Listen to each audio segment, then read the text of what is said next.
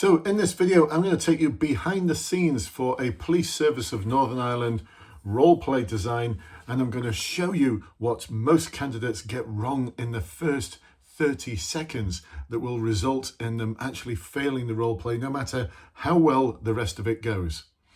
My name is Brendan from Blue Light, and over the past 31 years, I've been designing assessment material, interview material, practice material for promotion boards, for specialist interviews, for the recruitment process. I've been designing role plays for over 30 years now, both as part of what is now the College of Policing and also as part of our business, where we help support people just like you to succeed in the police recruitment process.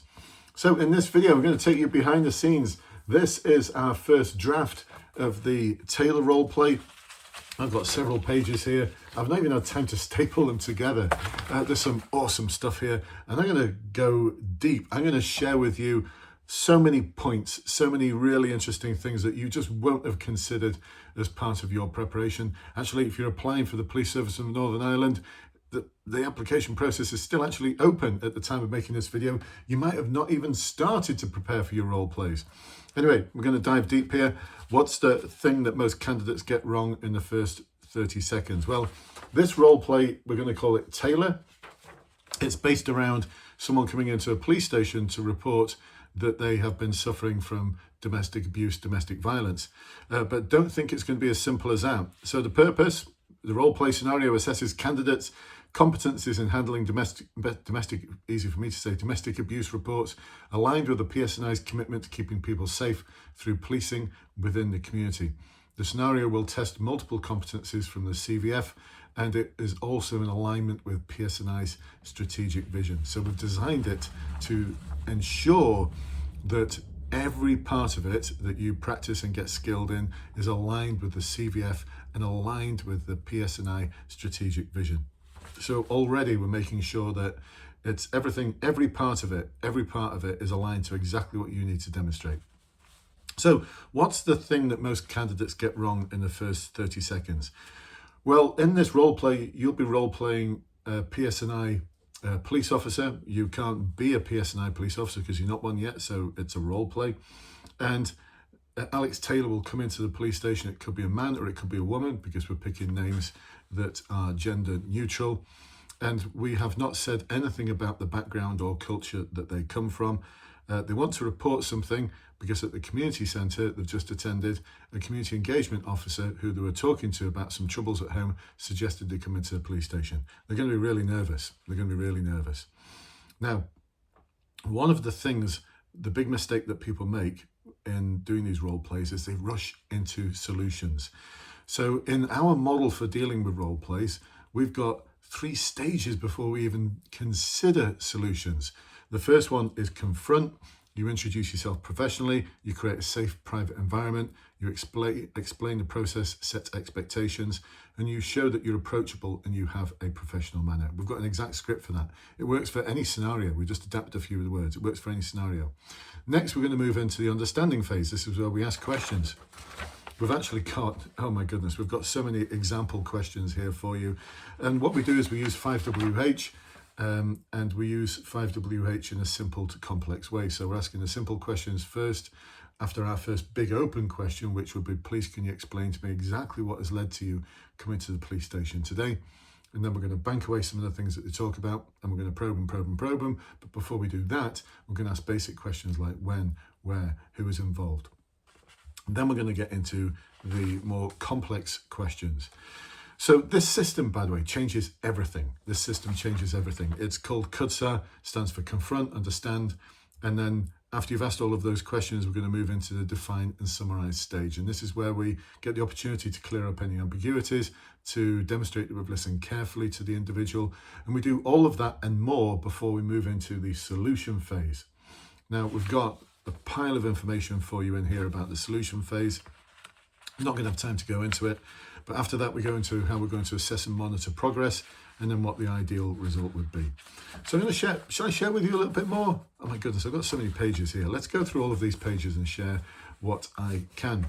So the first thing to mention around the CUDSA process that we utilize is that this isn't something we've made up. It's from the world of public order policing.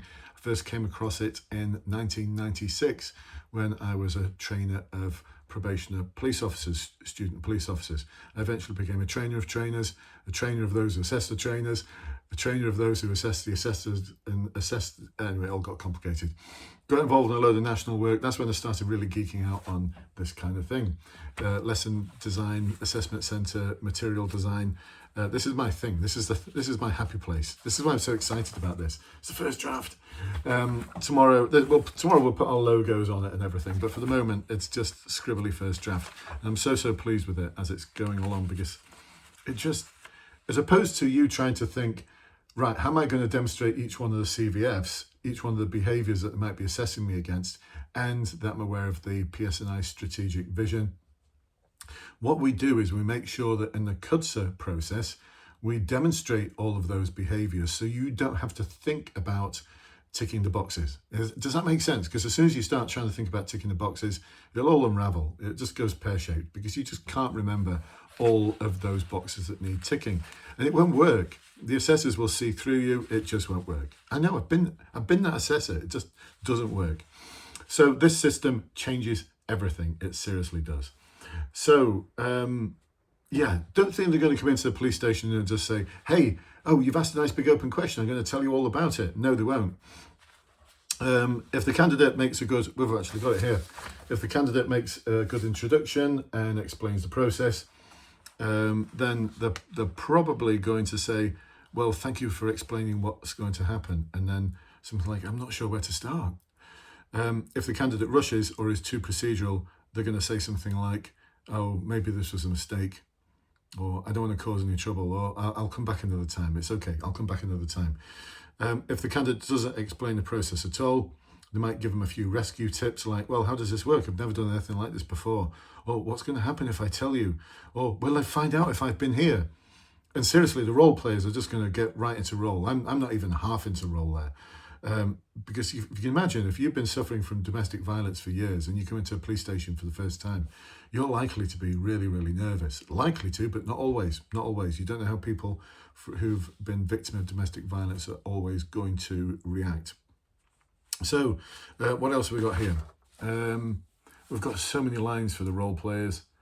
We've got the when questions, where questions, the what questions, and we've got different responses depending on how good the role player is, how good the candidate is, and it can go deeper. So if you ask good questions, that's the trigger to release further information. They're going to make you work for it, you know. It's not like ask one big question and they're just going to go blurt for 5 minutes and tell you all about it. You're going to have to work hard. You're going to have to ask the full range of 5WH, and you're going to have to, I've written it there, probe, probe, probe. If you don't probe, you're not going to get anywhere. So we've also got phrases for the role players. So if the candidate summarises accurately in the define and summarise stage, things like, when you put it like that, well, it sounds so serious. If the candidate misses key points, they're going to say something like, but what about the threats to take the children? Now, when they say things like that, if you've not explored the threats to take the children, they've suddenly added something. You're trying to summarise it all, and you're going to have to go back to the understanding phase. It's just messy. It's just messy. But we're going to do that intentionally to try and throw you a little bit, because you've missed key points that are available to you. And when you hit those key points, you'll be ticking all the boxes on the marking guide, which aligns with the CVF. Hopefully that makes sense still. So continue, if the candidate misses key points, they're going to say something like, well, there's more to it, you know. And that, again, could throw you. What else we got? Oh, if you go straight to enforcement options, no, please, no arrests. No, that's just going to make everything worse. Don't you understand? If they talk about support service suggestions, well, how am I going to explain going to appointments? I don't know what to say. I don't know how I'm going to excuse it. I'm going to have to tell lies, and they're really good at working out whether I tell lies or not. And if they talk about safety planning, well, I don't have anywhere to go. Where would I go? And what about the children? The children's schools, who's going to tell them? We've got a line for the role player, for the victim in this. We've got so many different lines, but they all lead to you being able to master the role play. So a lot of them are like hint lines as well. I'm so excited about this. It's just awesome. It's working out awesomely. It still looks a bit messy. You know, we've not sort of edited it properly. This is the first draft. Well, no, it's not actually the first. This is like draft number 20 I'm showing you here, but it's not the posh draft with all the logos and everything. Is this making sense to you, by the way? Is this making sense? Is this something, if you're still watching this, then hopefully it is making sense. There's more to come. There's more to come. So what have we got? Oh, things about cultural understanding. If the officer, that's you, by the way, the officer talks about cultural understanding or tries to explore it, they're likely to say something like, well, in our community, these sort of things stay private. We don't talk about it. If the candidate mentions children's safety, they'd never forgive me if social services get involved. They'll take my children off me. I couldn't bear that. Actually, I don't want to go any further with this. I just want to go. If the candidate wants to discuss support services, well, how am I going to explain being out the house? Or, well, are they going to tell my partner? What if my partner finds out? I'm going. That's it. I'm going. So we've got lines for everything. And at the end of the role play, you know, you're likely to get 10 minutes for this. We don't know yet, by the way, but likely to get up to 10 minutes for it. At 9 minutes and 30 seconds, they'll check their phone or something like that, and they'll go, oh my God, they're calling. I have to go. And they'll walk out, and that's the end of it. Or, I've been here too long. They're going to get suspicious. I've got to go now. I've got to go. You got my details. I've got to go. Oh, no, I need to pick up the children. Can I come back? So we've thought of everything. Seriously, we've thought of everything. Common mistakes and solutions. We've got mistakes here of rushing the confront phase, focusing too much on the criminal process, missing cultural nuances, pushing too quickly for formal action, neglecting children's welfare. We've got everything, seriously. And then there's the marking guide as well. We've got everything. More marking guide. It's just got everything in there. It's awesome. Anyway, there you go. So there's absolutely a ton of stuff there for you. I'm really excited by this. If this is something you want to explore, by the way, then you've got an opportunity to join us. A couple of different links below. There's one of them to our Facebook group. That's got over 25,000 people in it. People from all over the United Kingdom, and about 10% are actually from different parts of the world, all working towards their awesome policing careers and the police recruitment process in order to get that awesome career. We've also got a link below to actually join our Academy program and access this and all the other role plays. We've got 5 more in the pipeline, so it's going to be a total of 6 to start with, and we're going to design more. And the idea is during our Academy program in small group webinars, which are going to be bespoke for the PSNI process, because it's very different, very, very different actually. There's no interview in the PSNI process. It's just a written exercise and role plays. So, and the role plays are tough. You know, 4 years ago I coached more than several people successfully through the PSNI assessment process. It's run by an outside agency. Deloitte are going to run it. PSNI don't actually run it, and the role plays are full on. I mean, they're seriously full on. And so we're designing full on role plays for you. And we're researching all the sort of issues that exist in the PSNI Northern Ireland community.